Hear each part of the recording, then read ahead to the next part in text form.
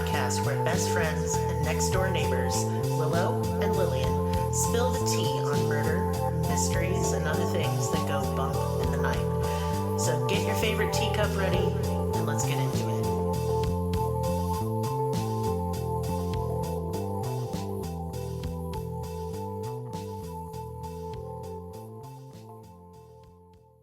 Welcome to Cruelty Podcast. This is Lillian, and with me is Willow. Hello. Hello, and we're doing medical murders. Mm-hmm. And I don't know our case because I don't know it, but Willow does. So I'm going to cut the chit-chat and get right into it. Stop that chit-chat. Anyway. I did. So this is the second case of Dr. Death. Remember I said that there was 3 of them. This is Dr. Death number 2. This is an American Dr. Death. And he is pretty much the exact opposite of the Dr. Death that we talked about last week. They did have similarities growing up, I guess. Like Dr. Shipman, Dr. Swango, his name is Michael Swango. Dr. Swango was a middle child, his mother's favorite as well, due to his ability to get good grades in school. Also, like Dr. Shipman, Swango went to an elite private school that his parents could barely afford, and he was the only one out of his siblings to go to a private school. Almost exactly like Shipman. Damn favoritism. Yeah, it's really weird. They like really scraped their pennies together to get him into the elite schools. But yeah, it was almost like almost identical in his upbringing, because she was like, his mother even said that his siblings were not as bright as him, which is fucking rude. Yeah, I know, but it's like exactly what Shipman's parents had said about him.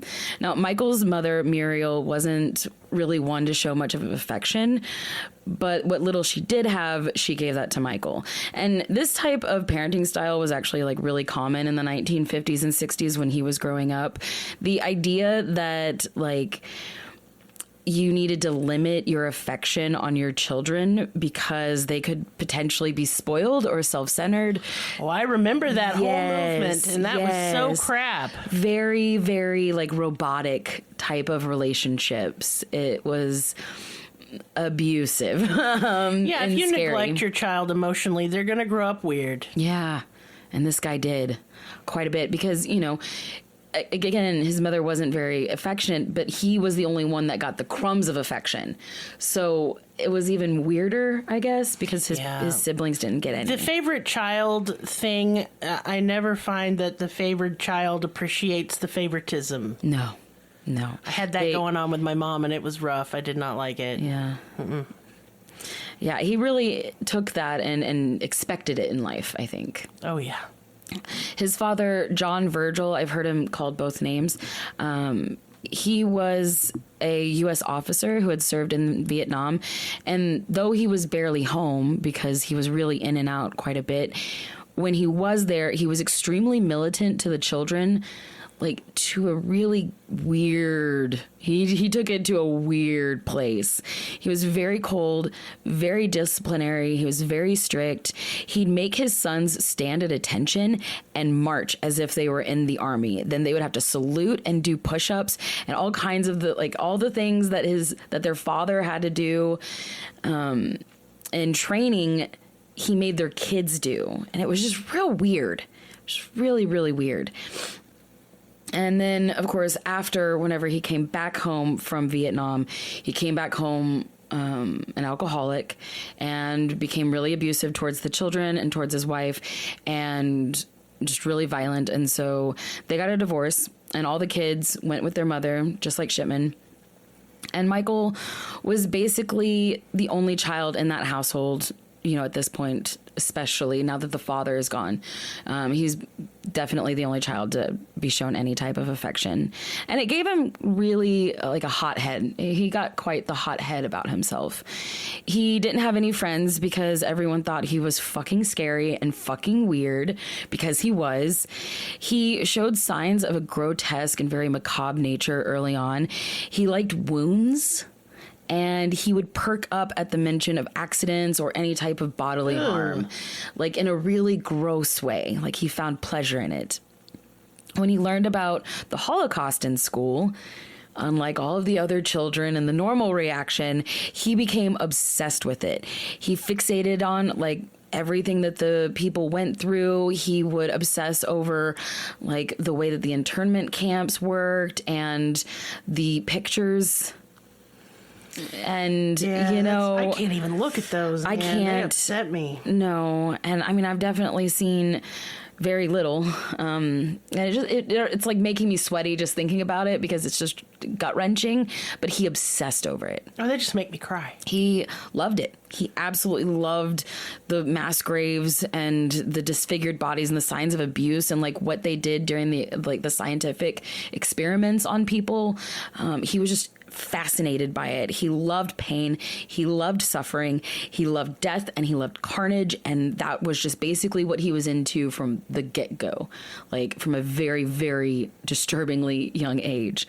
When his father was in Vietnam, he started reading the paper to keep up with what was going on in the war. And while he was reading the paper, he'd get intrigued by other stories that he read. And then he started cutting out articles that he liked out of the newspapers and making like scrapbooks and collages with them. But these stories were stories of murders, stories of crime scenes, stories of car accidents where it talked about people's injuries and any type of gore that he could get his hands on. He'd even like go into like magazines and stuff like that too and cut out pictures. And yeah, he would cut out all of these pictures and make all these scrapbooks like meticulously. They were all dated. They were all named. His alleged first book that they think is his first book, at least chronologically, was called Violent Weather of the United States and very meticulously written. He wrote his name, his street address, as well as the beginning dates, September 1970 to September 1971. So you know that he's already planning for more. It's labeled volume 1. So you already know that with this, he's expecting to have multiple volumes at this point. He's obsessed. Yeah, God, it's so weird. He's so obsessed that his mother decided that this was like one of his quote unquote like special interests. Like she was like, oh, this is just something that he's into. And so when she read the morning paper, she would cut out stories for him.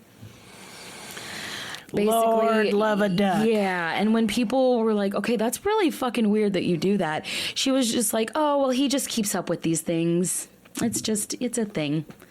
She was not worried about it whatsoever. Ma'am, this is a Wendy's and those are not Hot Wheels. Do not like. I do not accept this. Anything Michael was interested in, his mother supported. When he wanted to play piano and the clarinet, his mother bought the instruments and got him lessons, and he excelled. When he got really good, he got into the school band, and eventually he ended up getting a scholarship based on his talent there. So, like, pretty much anything that he did and he set his mind to, he excelled in. But he has a really dark and twisted mind, and it ages really, really terribly. So he also was in sports. He ran track. He served on the student council. He was really involved in his school. And he wasn't necessarily the smartest kid, but he had so much confidence and so much charisma and pretty good grades. He ended up graduating valedictorian at Quincy Notre Dame High School in Quincy, Illinois in 1972. As soon as he graduated, he went to Millikan University, which started off promising. His first year and a half to 2 years there began pretty good. He started off basically almost like a lead character role in a movie. He was popular. He was blonde. He had a gorgeous girlfriend. He had tons of friends. He was kind of a jock, and he just had that thing about him. He had a big smile, blonde hair, blue eyes. I don't know. He seemed like that type of character, and it seemed like his whole life was perfect in each and every way. But then his girlfriend broke up with him, and he went off the rails. It sent him, and he never recovered from this. I need to understand right now, what is it with cis-het men and breaking up, and then they flip the fuck out? Right. Like, y'all, it's okay. I've had so many breakups. It's okay. We keep going. Listen. Like, it's not that big of a deal. You don't die. No. I get being sad. Yeah. But this... But then going and just be like, you know what I'm going to do? I'm just going to kill tons of people. Yeah, literally going from like a concert pianist and, Fellas, listen, here's my tip. Get you a tub of ice cream, favorite flavor. Do what we do. Watch you a sad movie where you can cry, take a bubble bath, self-care. Get it out. Go hook up with a bunch of random people and have your slut phase. Yeah. It's okay. Don't get obsessed with war and go to Vietnam for fun. It's not fun. He didn't actually go to Vietnam. He wanted to, though. I bet he did. He really did. No, this literally turned him into like a military fanatic. And I don't know why. I have no idea why. Because of his father. I get it. Not only that, I think some people are drawn to the military because you don't have to think. Yeah. Someone else tells you what to think. You're busy. Right. There's no downtime for the bad thoughts that come when you're all alone. He's so obsessed with these books that he's making. He makes them his entire life, like obsessively is cutting out stories. Oh dear. All these scrapbooks he's making until well into his 40s. Probably still to this day. He's probably in prison making them right now. Like, I wouldn't be surprised. Oh, goodness. So he's obsessing with carnage. He's obsessing over descriptions of bodily harm and wounds. And he thinks, well, I'll just go to war because Vietnam looks really fucking brutal. I'll just do that. Okay. So, yeah, he ends up getting really obsessed. He paints his car camo green.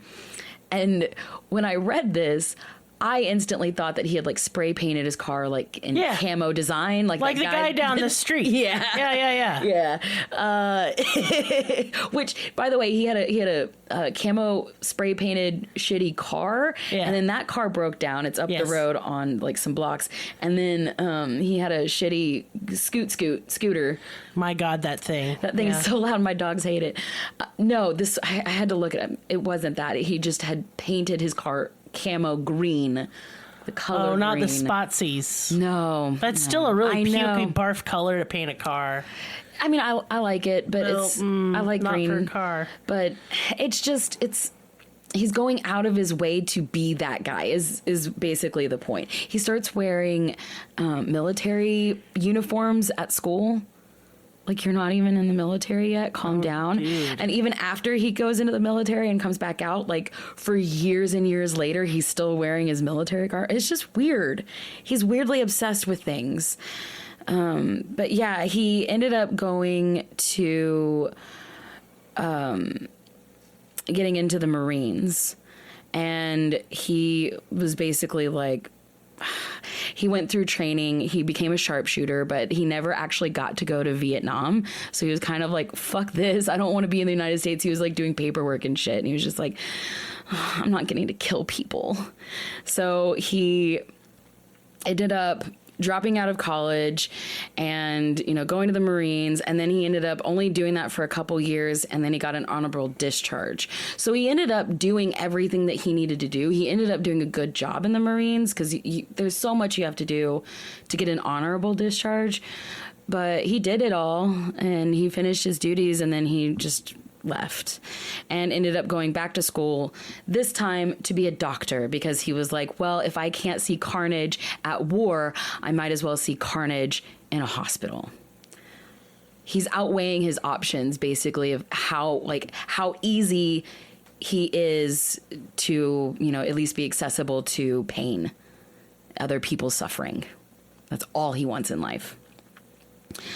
So, yeah, He's fucking creepy, man. So whenever he gets out of the military, not only is he wearing like his military garb, but like for years and years later, like all throughout med school and everything like that, he is also like either jogging in place or jogging, like running laps in front of everybody, and then doing like calisthenics, like doing like morning, like army calisthenics, like yelling at himself. Touch grass. What is wrong with you? I mean, I think he was doing push-ups on the lawn right there in front of everybody. He was touching grass. He was in the grass. Wasn't helping. I think it was. He needed more than grass. Too much grass. It was 1970s. Sorry. I'm gonna fucking kill you. But yeah, I mean, he was just like weirding everyone out because, again, this is the 1970s. Most people, especially people who are in college and, you know, I don't know, most young people his age are completely against the war, like normal people were. But he was kind of like, it was just more in your face that he was being like a military guy supporting the war at a med school where people are trying to save lives. It was more than weird. It was eerie. It was creepy.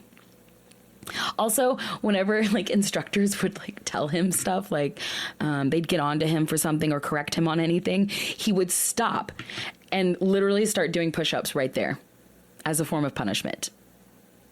Okay. Like, he's just so fucking weird.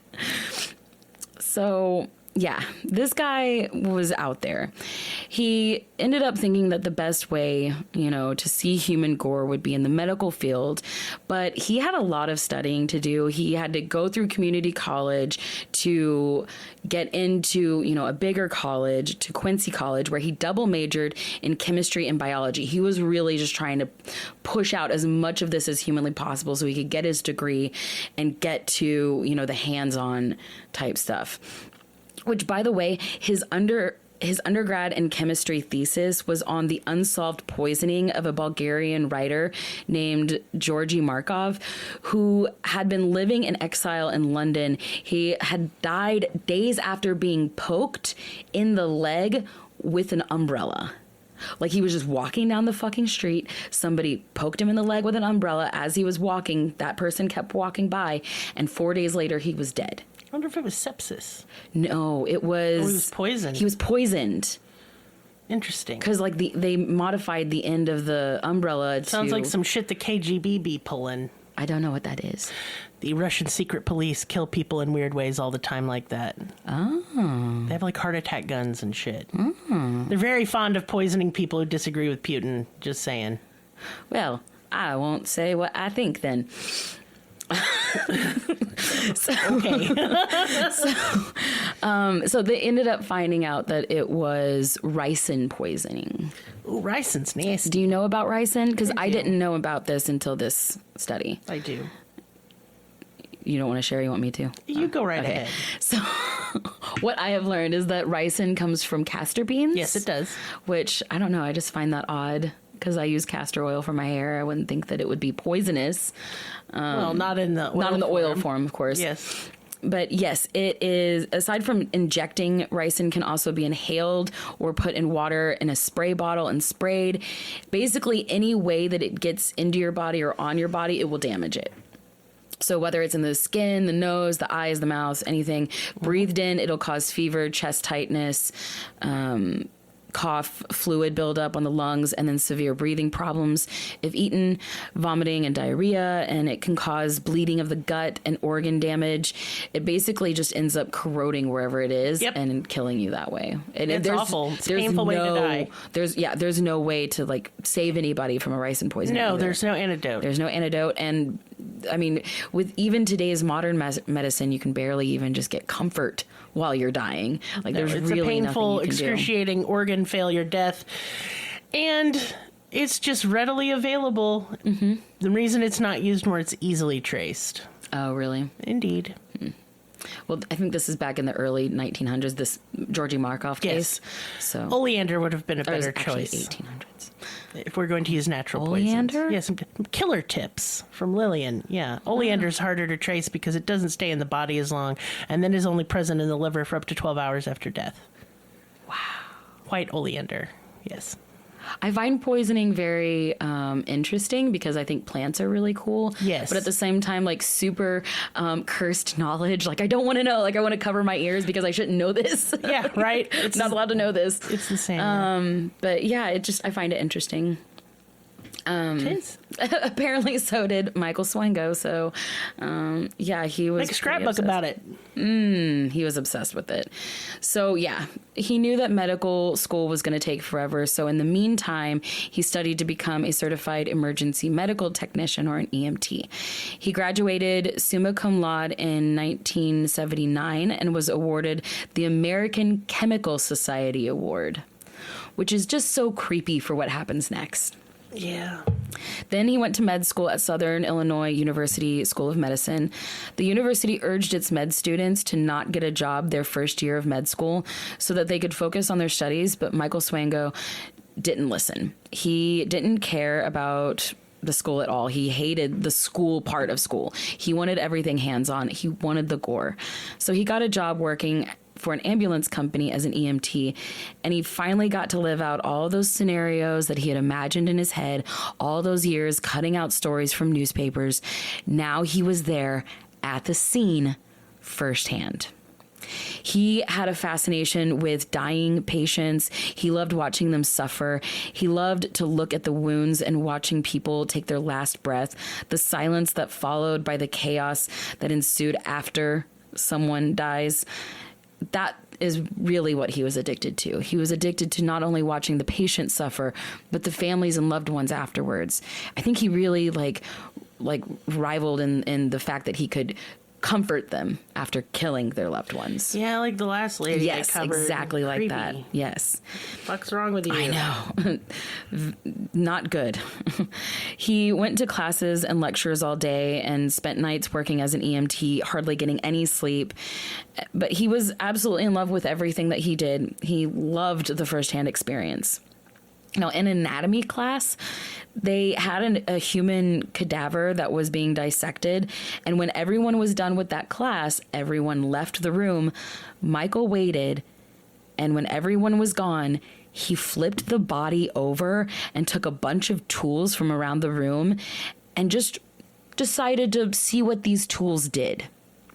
So he hacked at this cadaver's hip and buttocks region and just mutilated it, just absolutely mutilated. It was said to be grotesque and unrecognizable. What the hell? Then he just put the body back and left. So that whenever it came time for the groups to present their dissections in class, he turned the body over to show everyone what he had done. And everyone was just in shock, like in absolute horror. And he was just so proud. One person that was there said that it looked like he dissected it with a chainsaw. Fuck. For some reason, he wasn't immediately expelled for this. I don't know why they didn't do anything about this. But now, more than ever, everyone was weirded out by him. He was even more ostracized. More people, were talking about him, and he didn't fucking care. He didn't care one bit.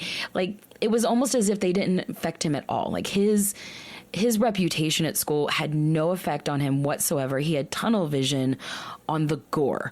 All he thought was that was fucking awesome. That's it. He didn't care or even perceive anybody talking about him. Ew. Yeah.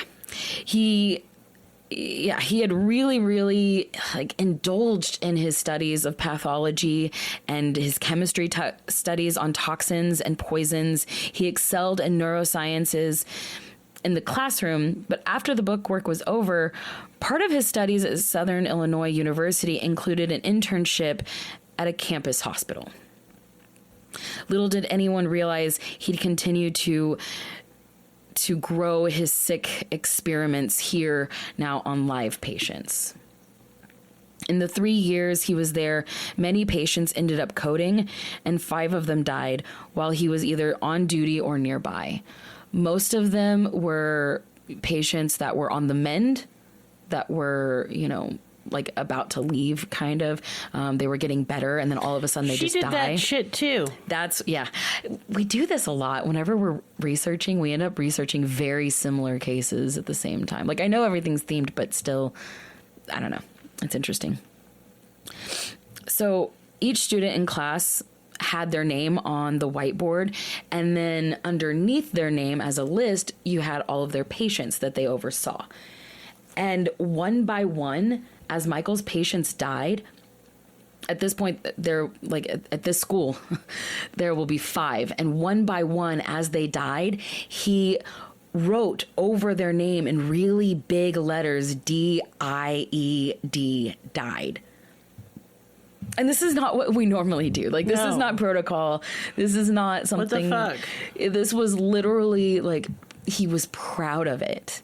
He was absolutely proud of himself.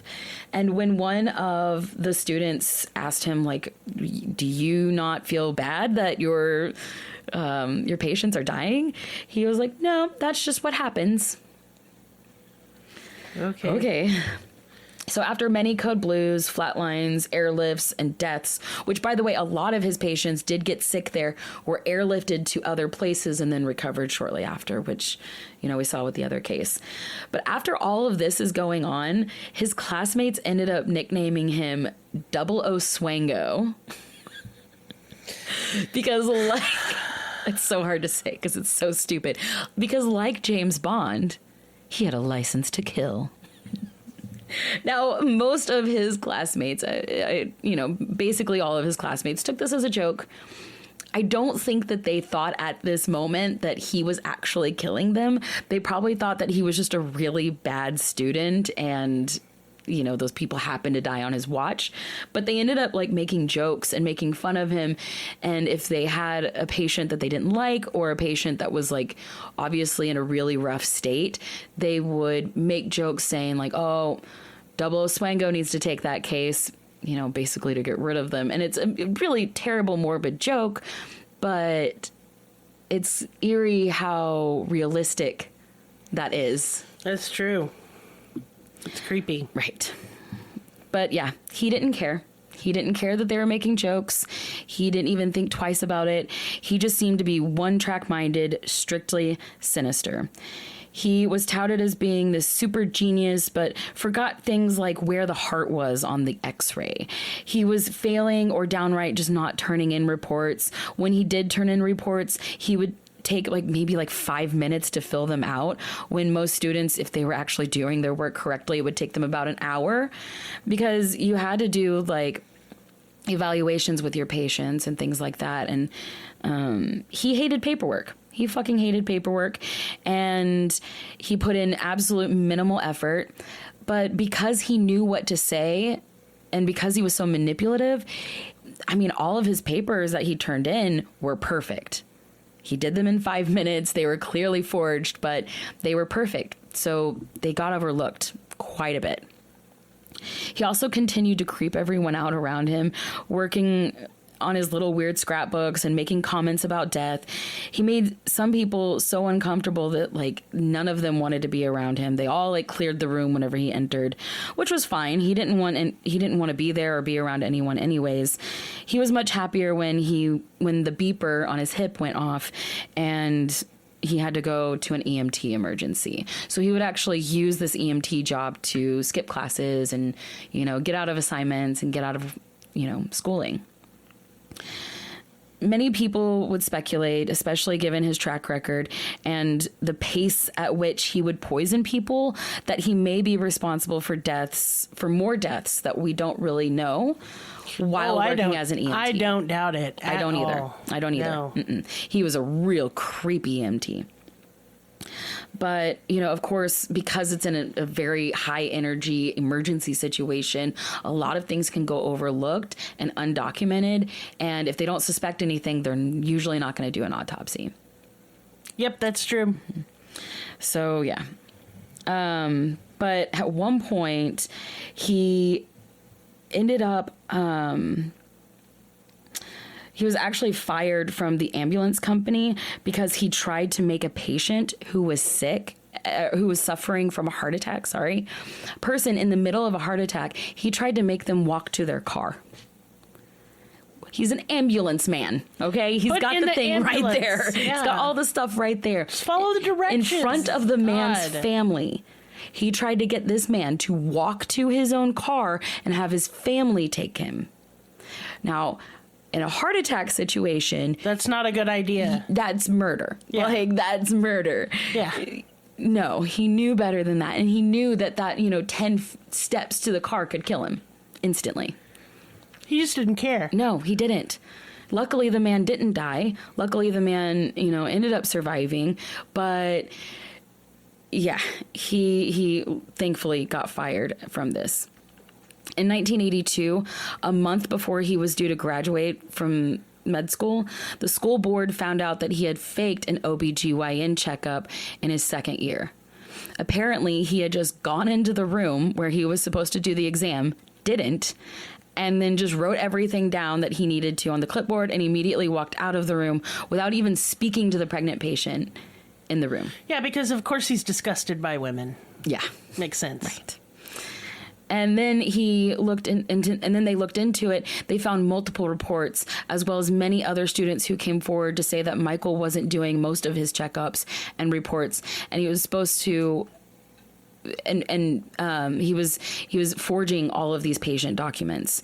Each student has to do a certain amount of what they call history and physicals, the H&Ps, which is just basically talking to your patient and getting a general understanding of what their diagnosis may be, so that way they know what tests to do. Basically, all the paperwork and stuff, like all those questions that they ask you when you first come in. That's the H&Ps, and that's what he was supposed to be doing. But he wasn't. He was just filling them out for the patient without even asking them questions. Yeah, it's a no. Yeah. He was almost expelled, but the committee had to vote, and they had to have 100% vote on it. They voted, and one person voted for him. So he God, I wonder how bad that person feels now, right? Given everything that's going to happen. You literally just let a serial killer have a buffet of victims for decades. God. Yeah. So they ended up reasoning. He ended up reasoning with them. They ended up reasoning with him. They came to an agreement, and basically he had to make up all of that work the next year, and then he could graduate, which sucks. But it was at least a small relief to his classmates, because they didn't have to graduate with him, because they were all freaked out by him. They all were scared of him, which, yeah, me too. So, yeah, that next year he ended up kissing major ass and did everything perfectly. He made perfect grades, perfect attendance, especially since he didn't have that EMT job. You know, he really hit it hard, and he got his grades up, and he cleared his name, and he was able to graduate. He became a doctor. And then, despite his terrible evaluation from the dean at SIU, he then gained a surgical internship at Ohio State University Medical Center in 1983, receiving a residency in neurosurgery. Jesus fucking Christ. Isn't that fucking scary? Stay away from my brain. I was just terrifying. Each new job that he gets and like more access to people, it just gets scarier and scarier, which there's many. So here he was actually able to start over again. And as far as his reputation was concerned, no one knew him here. And at first everyone found him charming, of course, until, a few weeks later when his true colors showed. Unlike his time in medical school, he here was an intern, and during the beginning courses, he'd be heavily monitored by supervisors. So in college, there's all these other students, doing all these other things. And you don't have like someone monitoring your every move. But here as an intern, you do. And you are supposed to be on your game, and you're supposed to know what you're doing at this point. You're a fucking doctor, right? So just after a little bit of monitoring, one by one, his supervisors began to get worried that he wasn't competent. They noticed that he, quote unquote, lacked the compassion necessary to practice medicine. They also noted that he talked about weird things. He had very strange thoughts on death, and even brought up the Holocaust and Nazis in inappropriate times. They were so messed up about this, they had to write this in their notes. Dude. Yeah. Like, he can't just shut up. Like, you gotta be that weird and not shut up. I don't see how he lasted as long as he did. Now, within a year, he was caught by a nurse injecting a patient's IV with something before he left, and then the patient went into a seizure and respiratory arrest. He assured her that it was just vitamins, and the whole ordeal was quickly swept under the rug, but the nurse continued to keep their eyes on him. While he entered at the hospital, 5 more patients died, and many more were airlifted out and later recovered elsewhere.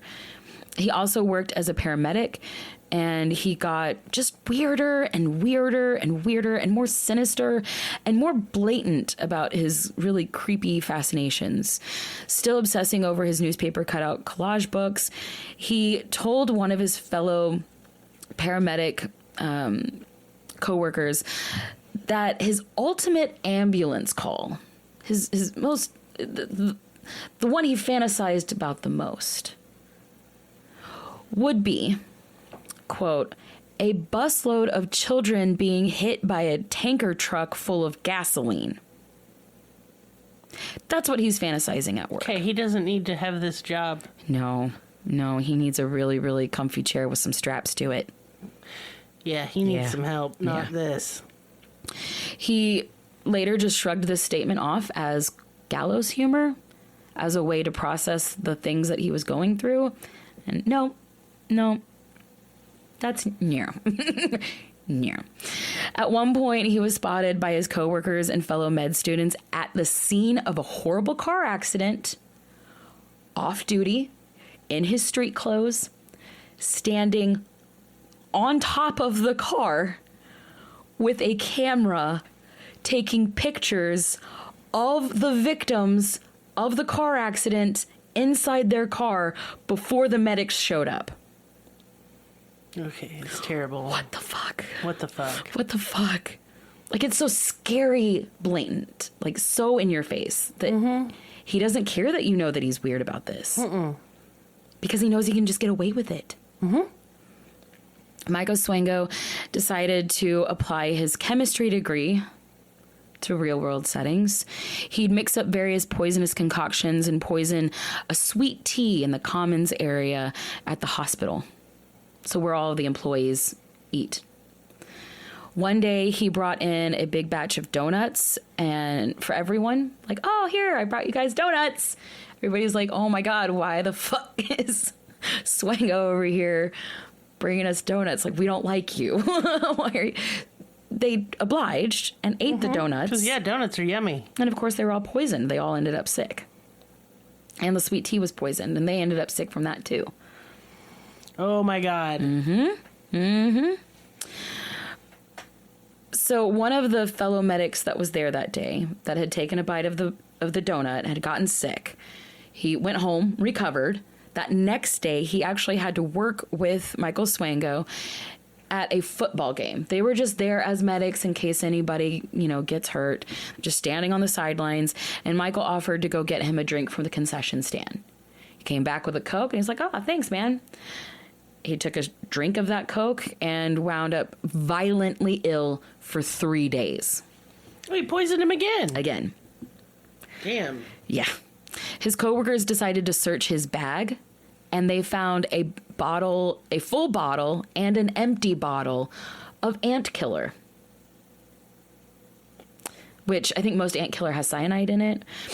So they took this information to the police. Hair and fingernail samples were from the suspected poisoned coworkers, as well as the iced tea from the fridge, were tested and confirmed to have high levels of arsenic. That's the one. So they searched his home, and the media actually dubbed his house a house of horrors because it was basically just a giant chem lab to make poisons. He had large collections of poisons and chemicals to make the poisons, as well as stacks of recipe cards and for various poisons, like laid out as if he was actively using them, just all scattered around. He also had, of course, the stacks and stacks and stacks of the scrapbooks, which they found in that house of horrors, and just really fucking creeped these investigators out. On October 26, 1984, just after his 30th birthday, he was arrested and immediately posted bail. When he left the jailhouse, he went straight back to that hospital where all those coworkers were that had just turned him in. They were standing right there and kind of congregated in the front doors. He walked by them, kept eye contact with them as he walked by. Then he walked down the hallway, out the side door, went around the sidewalk to where he was now on the opposite side of the street directly in front of them. He's just doing this to kind of scare them.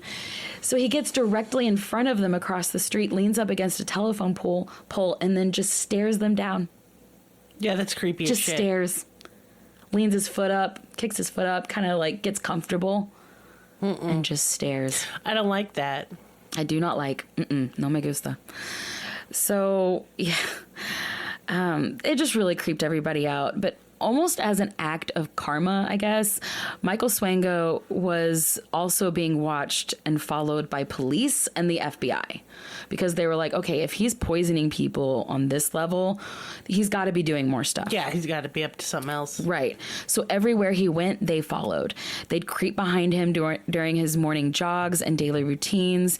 And throughout the night, they would be staked out while he slept. They knew he was a serial poisoner and possibly a flight risk.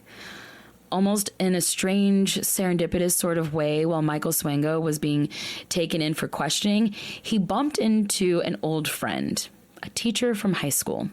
This old teacher was now an attorney, and he looked at his old student and he said, "Mike, what are you doing here?"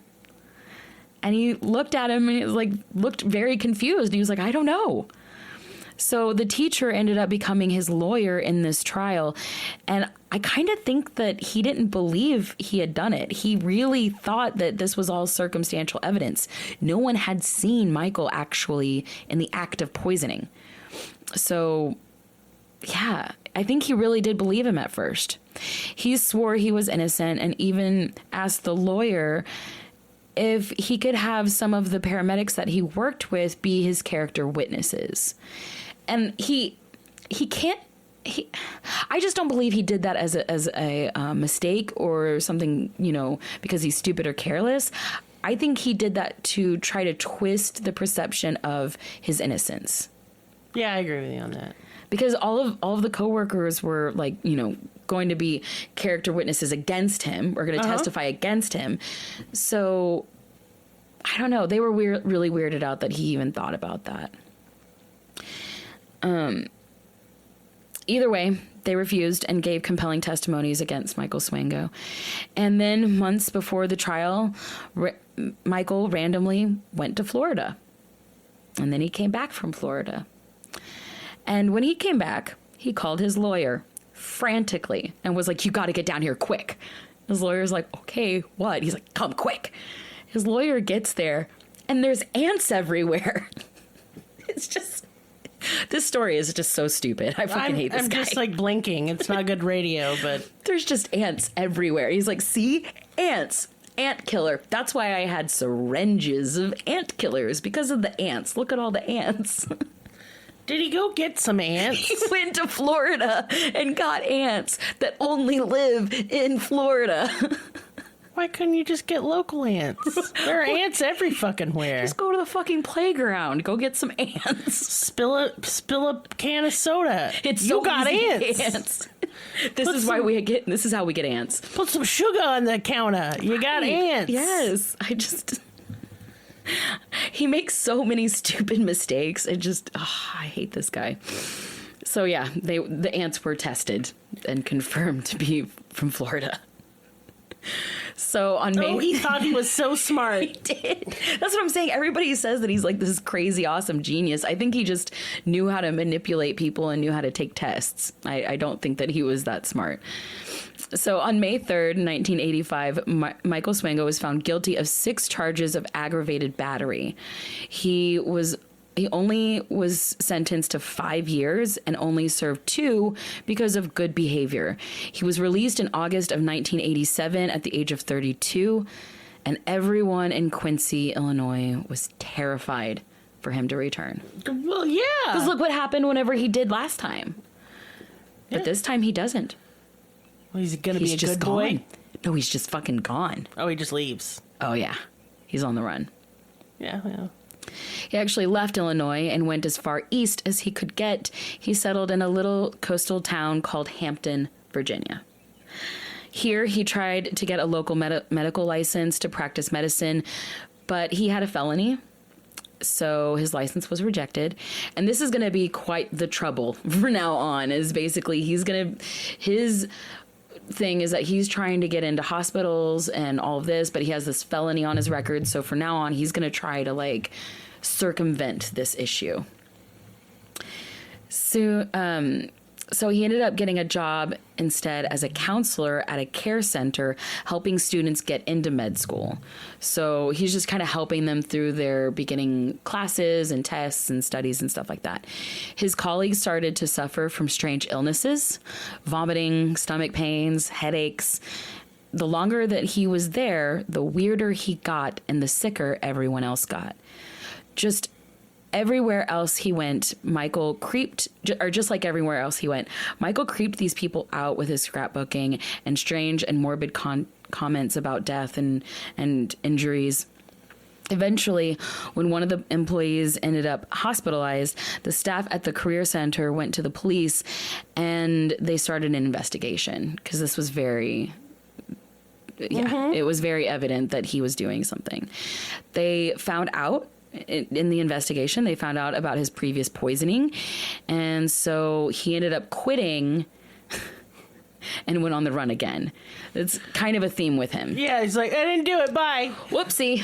Yep. And then he goes and, you know, tries to start over again. And, you know, each place that he starts over again, he's like, you know, I'm going to be a different character and everybody's going to believe this face. And they only do for a couple weeks. And then he goes off the rails. He can't be not weird, is why. He can't. He doesn't know how. So in January of 1990, Michael legally changed his name to David Jackson Adams. He worked as a lab tech and a part-time paramedic before applying for a doctor position in Wheeling, West Virginia in May of 1991.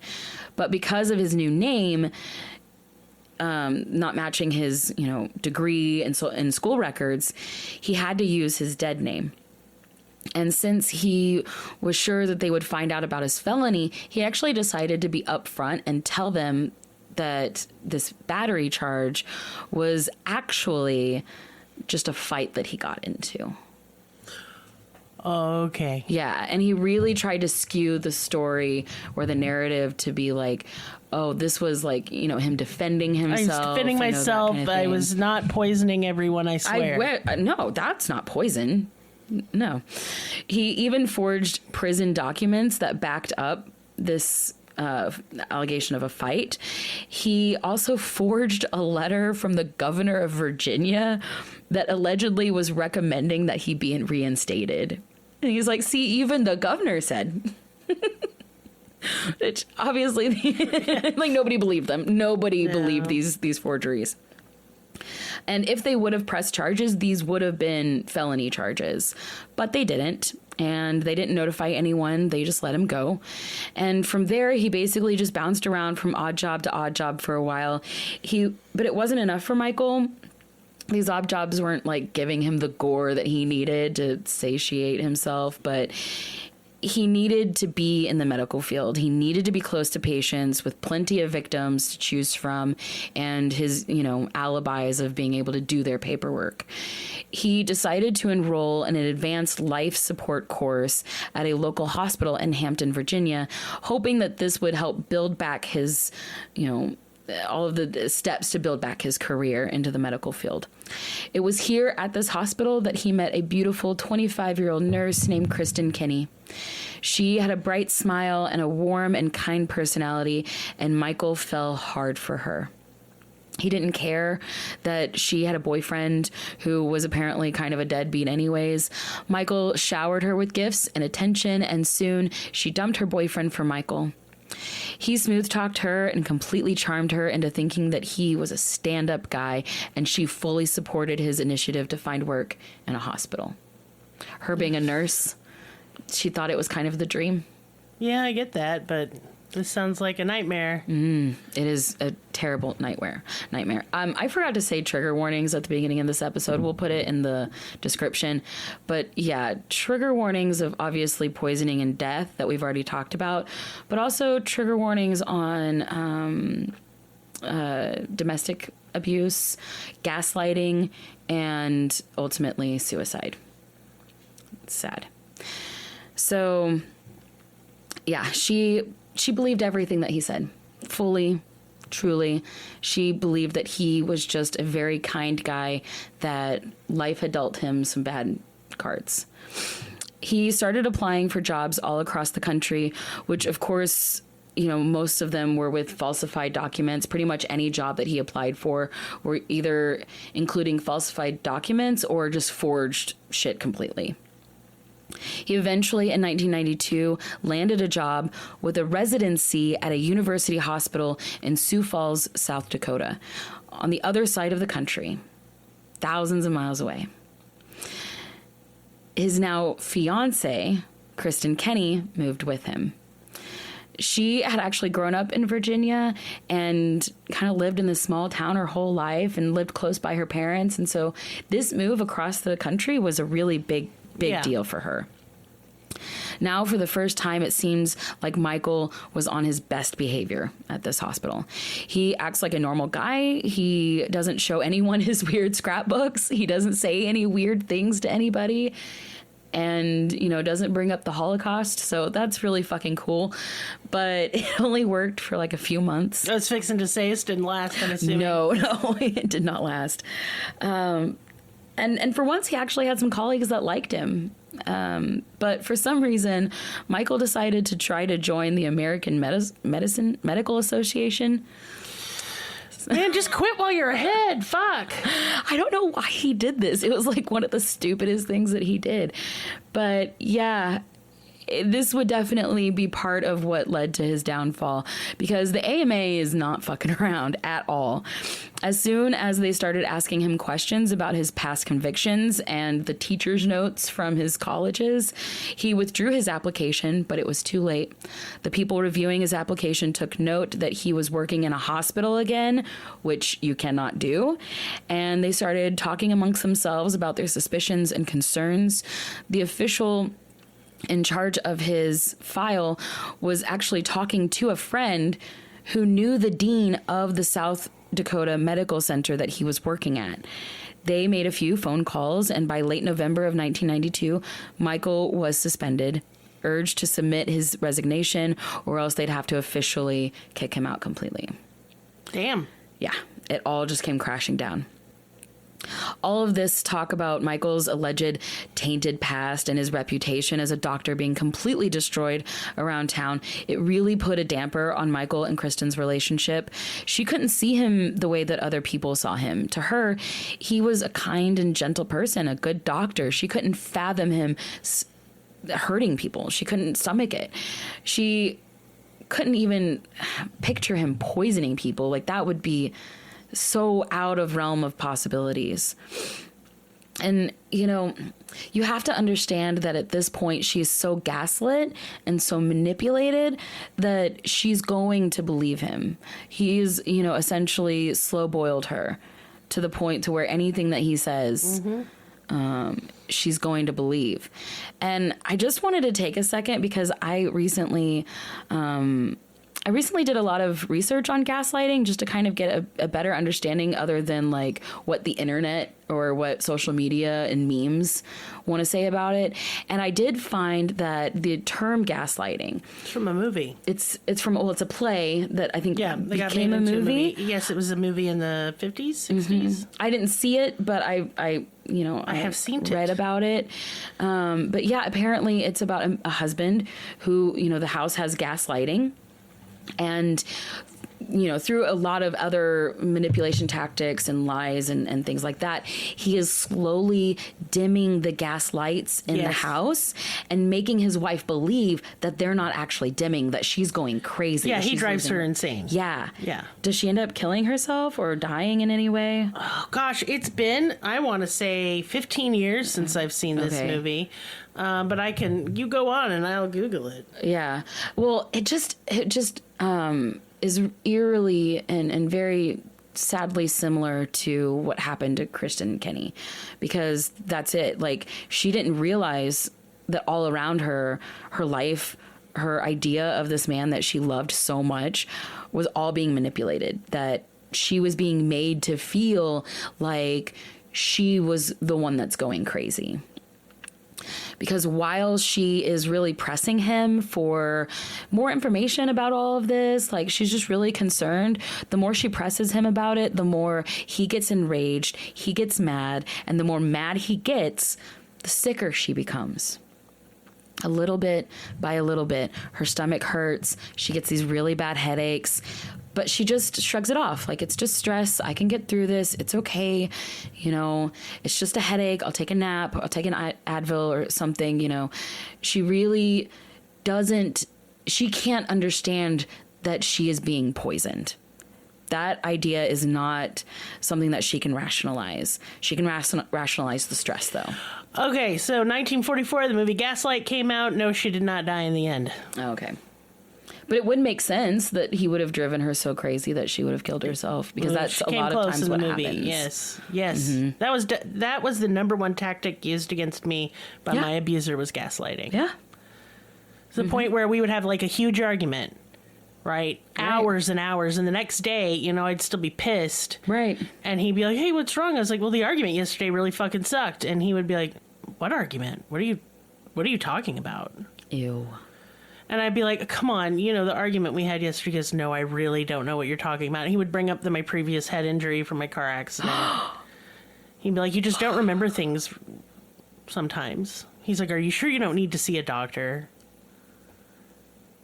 And, you know, the first, like, a bajillion times it happened, I just kind of rolled my eyes. You know, I was like, I don't know what he's trying to do. Like, that's maybe crazy he was just talk. drunk or something. No, he wasn't a drinker. I just thought maybe he was just... I thought he was trying to fuck with me. But then it does wear on you after a while. And then you really do start doubting yourself. Right. And it is the worst feeling in the world. You do feel like you're going crazy. I doubt myself all the time because of it. I still do it, yeah. All the time. So I don't even know if I have a bad memory or if I just was accused of having one so many times that I do. You know what I mean? Right. Yeah, it's fucked up.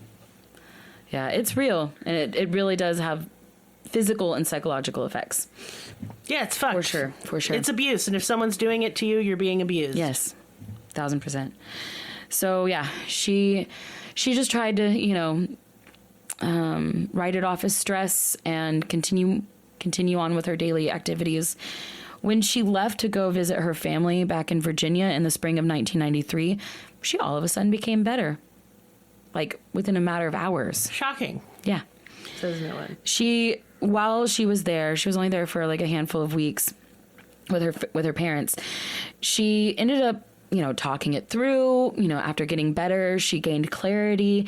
And after discussing it with her parents, they all decided that she had to leave Michael. And then, just as they were literally deciding that she should leave Michael and how she should do it, Michael shows up on their doorstep. And basically just talks his way back into her life. Because again, he is without a job, he's without a place to stay, and his name is completely soiled, and he has nothing. So he decided to come back to her and mooch off of her and basically just live in her apartment. She got an apartment, she got a job, and she rebuilt her life, and he just used her. He used her for food and shelter while he did nothing. He did absolutely nothing. He didn't clean up after himself. He helped in no way. He just forged a bunch of documents and then sent a bunch of resumes all over the country looking for new work. And he did end up getting hired at a university hospital in New York. But about 2 weeks after he left, on July 15th, 1993, trigger warning, Kristen Lynn Kenny died of a self-inflicted gunshot wound to her chest. 2 weeks after he left, she just couldn't take it anymore. With the back and forth of their relationship, with the back and forth of her health, with the, you know, constant wondering if she was actually sick, if the love of her life was actually poisoning her. All of this kind of came crashing down for her, and she sadly couldn't do it anymore. And I don't blame her. Nope. It is 1,000% his fault. Oh, yeah. And it's just really, really heartbreaking. She was only 27 years old, and she was just a beautiful and wonderful person. And she could have done great things in this world, but for some reason, that man had to come across her path. Now, he acted like he didn't care. He acted like this didn't affect him whatsoever. He went straight to work. as a psychiatry resident at the State University Hospital in New York at Stony Brook. Why he was in psychiatry, I have no idea. He never studied psychiatry unless it was like a one-off thing. He definitely wasn't licensed in it, so I'm not sure why he got that. But either way, he now had patients close to him. So, of course, he would go on to do the exact same thing all over again. And so by now, at this point, the death toll is about 5 per hospital. And since he's been in about 3 or 4 hospitals by now, that death toll right now is about 20. Good Lord. If I were to go through every single individual case, this episode would be like 3 weeks long. So unfortunately, I don't have the time to meticulously go over each of their cases. But they all have their varying differences, but they all are very similar in how he just like blatantly walks into these people's room, injects their IVs with poison, and then walks right back out. Just absolutely atrocious. According to CBS News, the best-selling book Blind Eye, the story of a doctor who got away with murder, suggests that Swango may have killed as many as 35 patients on 2 separate continents, all combined. Jesus. At this point, it had been about 8 years since he had last been in a hospital with a hospital victim. I mean, of course, I'd count his ex-girlfriend as one of his victims, but it's been 8 years since he's been in this setting, and he is very eager to get back to work. Yeah, obviously. He basically just is more blatant than ever at this point. He's seen injecting patients IVs. One patient was found by his wife tied up in the hospital bed, which he was recovering from a pneumonia. Like, he was fine. He was just coming in for a checkup to make sure he was good. She came in and her husband's tied to his bed, and Michael Swango is like over him, and he ends up making this ridiculous story up about how this man got violent with him and he had to restrain him. And she just knew that wasn't her husband's character. Like, he was a very soft person. She was like, my husband would never do that. But she didn't want to argue with a doctor. So it was written off. But eventually Michael's luck ran out. It was actually with the help of Kristen Kenny's friend from South Dakota who ignited the end of Dr. Death. Though it'd be a slow burnout, she had heard that Michael Swango was working in a hospital in New York City, or in New York State, and had contacted people she knew over there. And they, in return, contacted the hospital at Stony Brook and told them about the horrors of Michael Swango. And the dean at Stony Brook ended up suspending Michael's license and single-handedly called every single school dean in the country and personally warned them about Dr. Swango. Warnings are nice. He should be in jail. Yes, of course. Yes, of course. I'm just annoyed he's not. Right. Well, these are all processes because, there's no... You have to really work hard on physical evidence whenever it comes to these types of poisonings. There's no, like, tool marks that you can look for or anything like that. So by the end of 1993, he was blacklisted, which is definitely a step in the right direction. Now, because of this nationwide span of fraud and potential poisonings across the United States, the FBI got involved. The feds. The fucking feds. They obtained a warrant for Michael Swango's arrest on fraud charges, so that way they could at least get him behind bars. They could get him behind bars, and then they could go rifle through his shit. Yeah. Exactly. But when they go to arrest him, he's nowhere to be found. In February of 1994, so a few months later, he resurfaced, trying to get a job in Atlanta, Georgia, at a water treatment facility. Jesus Christ! No! Damn! I know. It's like this whole case is just one what the fuck after the next. But how fucking scary is it to have a serial poisoner have access to an entire city's water supply. It's no good. No, it's not good. And that's exactly what the FBI thought. He had even gotten this job under the fake name Jack Kirk, but somehow they were able to see right through it. The FBI got involved pretty much instantly. And thank goodness they were able to contact his boss and get him fired before he could actually do anything. But by the time the FBI could try to catch up with him, he was gone. And he fled to fucking Zimbabwe. Of all the places. Zimbabwe. Yeah, I mean, this guy is just like one thing after another. Like, you don't really expect where he's going to go. But yeah, he was, man, the community that he went to in Zimbabwe, my whole heart goes out to them because they were really suffering. And this one particular clinic that he was involved with, they needed help. And they thought that this, quote unquote, good looking blonde American doctor was going to come in with all of his, university studies and come and save everybody and heal the sick. Right? No, he took absolute advantage over these people, and it was just bad. It was just not okay.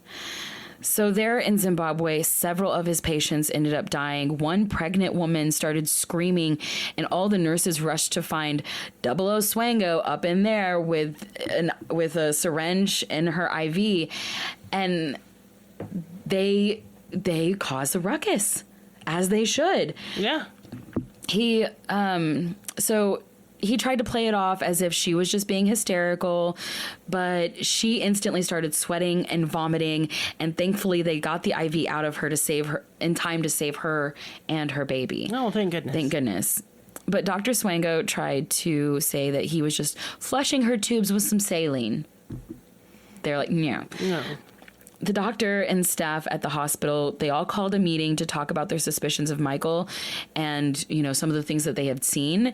And after each individual told their story and their perspective, they immediately called police. They were like, okay, whoa, we gotta stop this. Yeah, he's fucked up. So an investigation was opened, and they searched his house to find an outrageous amount of drugs, narcotics. I'm not surprised. And dozens of the bottles were already opened, used, and empty. Drugs that included adrenaline, ephedrine, Valium, and a bunch of other ones that I can't pronounce and I don't even want to try. Probably just extreme uppers or extreme downers to kill people. Yeah.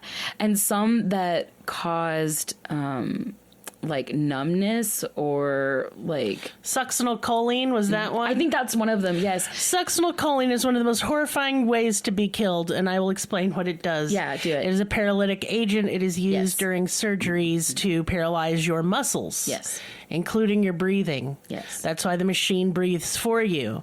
So if you are injected with succinylcholine, guess what, fam? You're awake. You just can't breathe and you can't move, and you slowly suffocate to death. One of the patients he injected with, I believe, was that because of the symptoms. He said that he woke up to the doctor injecting him in the buttocks, and when he went to yell for help, he couldn't move. Yep. His entire body. That is succinylcholine. He was able to kind of make some sort of sound in order to get a nurse's attention. They did end up saving his life, thank goodness, and he was able to tell the tale. But had he not, they wouldn't have had that death evidence. sentence. It is a horrible, miserable way to die. Right. Yeah, very scary. Yeah.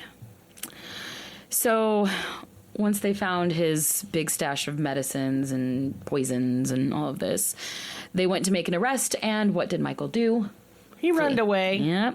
This time he went to a small African town, just kind of like westward.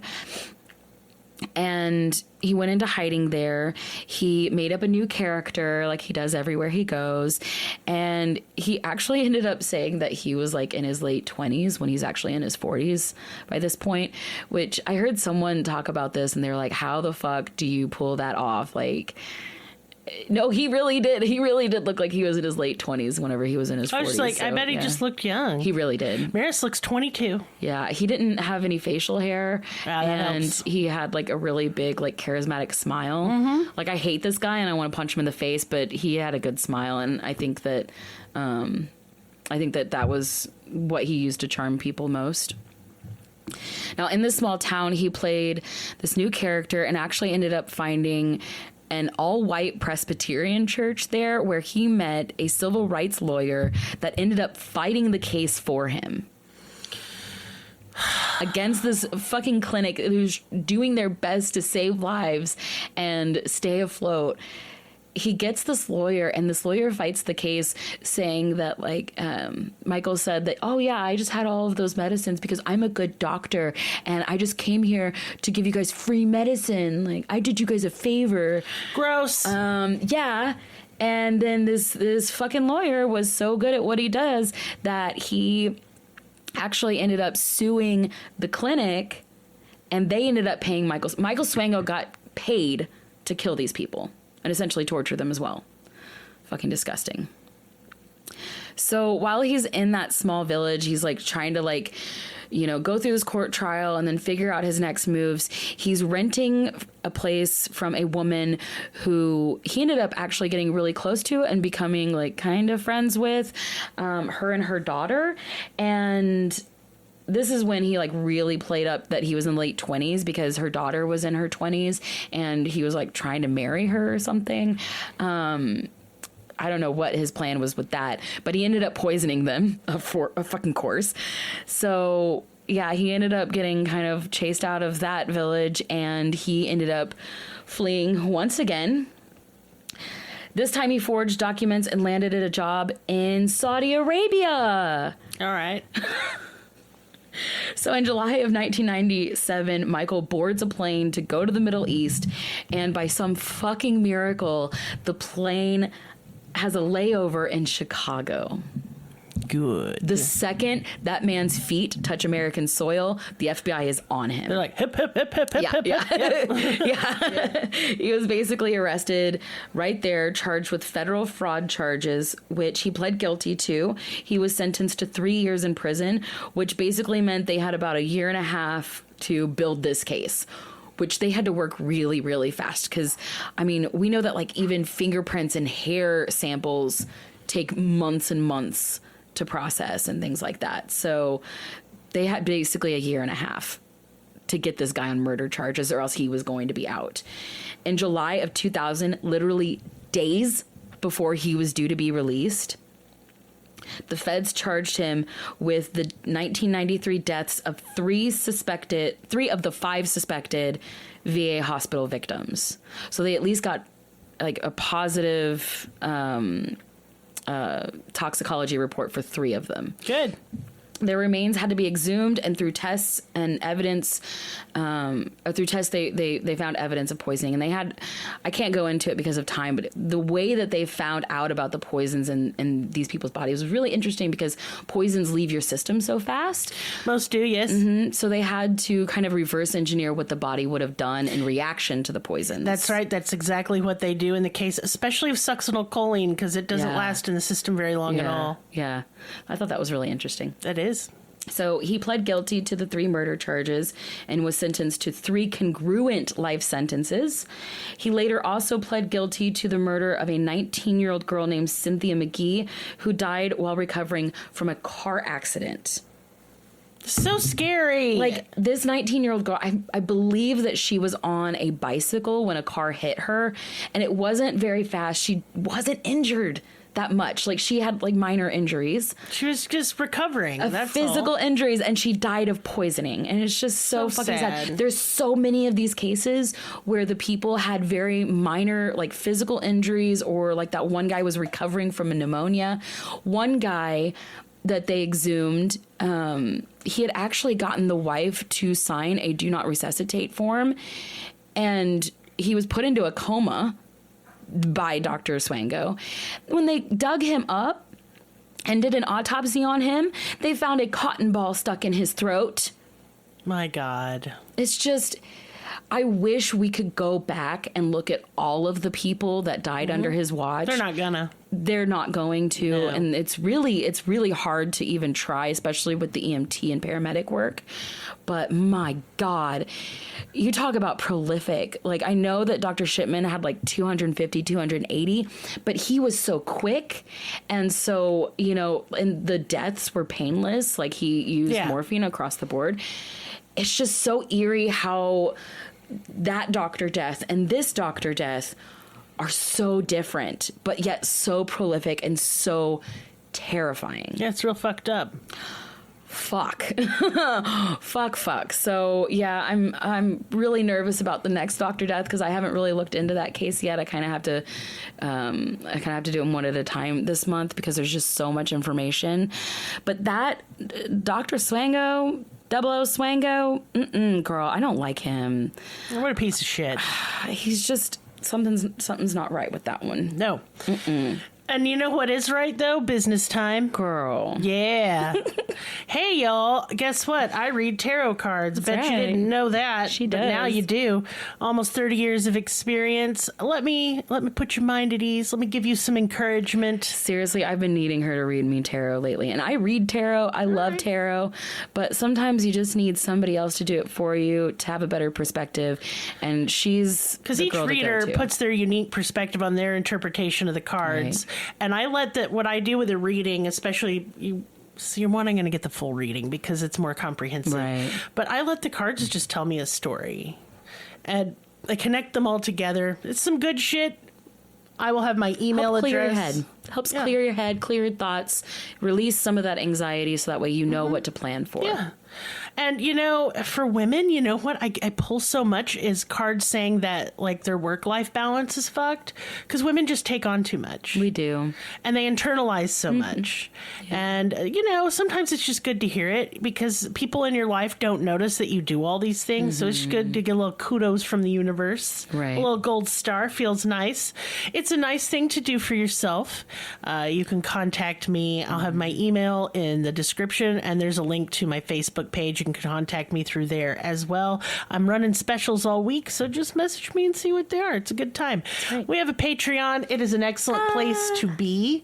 There you will find additional episodes, episode commentaries, that's where we keep all our pictures for our cases, unless I forget, because I don't know what I'm doing.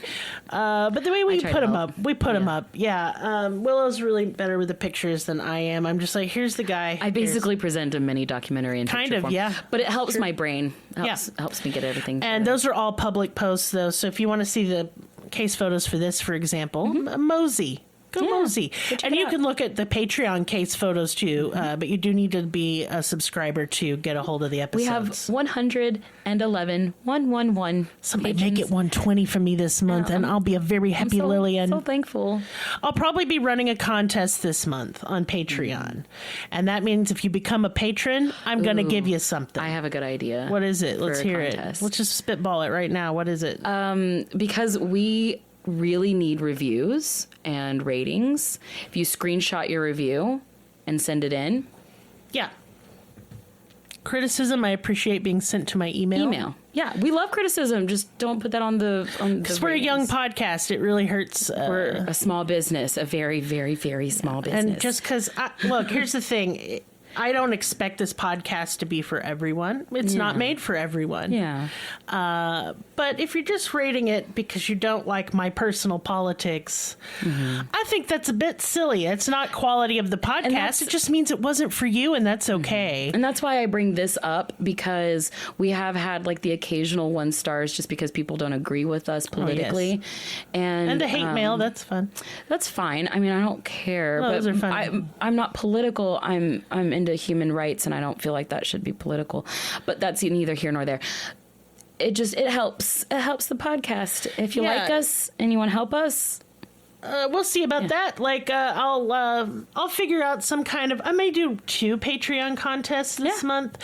So if you're, I'm sorry, my dog is beeping. She doesn't bark. She's too small. She beeps. If you become a patron, I will enter you into a contest, and that is for the month of July, starting now. Yep. What will you win? A prize package. What will it be? Really cool shit. Don't worry about it. It will be at least valued to $100. Okay. It'll be nice, fun stuff. You'll get some merch from the podcast in addition to I make stuff, and I'll send it to you. That's how that's going to work. And I'll give you some options if you win. So that's one way to enter. And if you want a free Patreon membership, please leave a nice review. Screenshot that review and email it to the cruelty email, which is in our link tree. If you've already left a review, because we already have You can screenshot a lot that of really then. great reviews, Yes. you guys can already enter that. You don't have to do it again. No, you don't. That would be, won't let you. I anyway. really thank you guys. Like, Hey, yeah. aside from reviews and all of that, y'all have been messaging us So and reaching supportive, out, very and kind. It is literally fuel for this podcast. Yes. It really keeps it go. us going, because when we first started making it, we had 12 listeners. Yeah.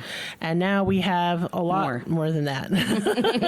It's crazy because it's not even been, how long has it been? I don't even know most of year the and a half? countries that listen to us. I Like can't even all of find the you guys on the continents globe. except for the Antarctica. That's fucking awesome. That's so cool. Like, Get on the thank ball, you. Antarctica. Thank you. Actually, that I don't know they even have. They have scientists on Antarctica. Well, scientists can listen to some podcasts. Yeah. I probably make them mad with my Maris Monday podcast. It's not very sciencey.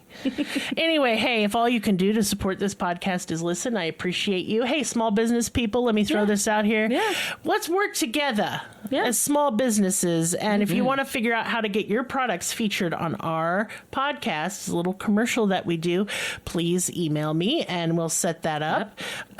Basically, you're our sponsor. Yeah. And we're working for you. And we can discuss the businessy details in email. Yeah. But other than that, I ain't got nothing else. So I'm going to go because I'm hot. Yeah, you are. Sweaty. Oh, hey. Anyway, love you guys, and we'll see you next time.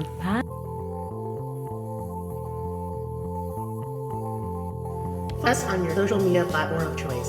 Linktree/cruelty has all the links.